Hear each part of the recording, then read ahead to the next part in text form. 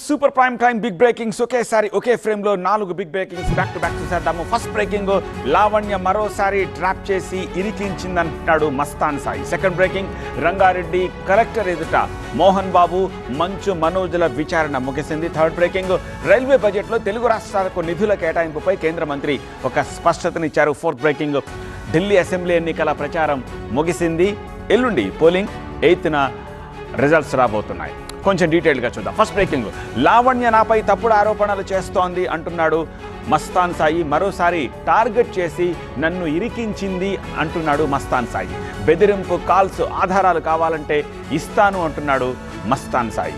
ఇక second breaking, Mohan Babu, మంచు మనోజ్ల విచారణ ముగిసింది. విచారణ సమయంలో మోహన్ బాబు, మనోజ్ల మధ్య వాగ్వాదం చోటు చేసుకున్నట్టుగా తెలుస్తోంది. వచ్చే వారం ఇంకొకసారి విచారణకు హాజరు కావాలని ఆదేశించినట్టు తెలుస్తోంది.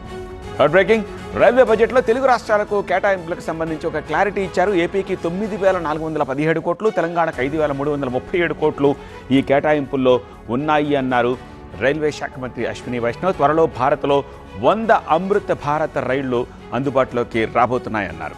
ఫోర్త్ బ్రేకింగ్, ఢిల్లీ అసెంబ్లీ ఎన్నికల ప్రచారం ముగిసింది. ఈ నెల 5న పోలింగ్, 8న రిజల్ట్స్ రాబోతున్నాయి. బీజేపీ, ఆప్, కాంగ్రెస్ నేతల మధ్య పోటాపోటీ ఉంది.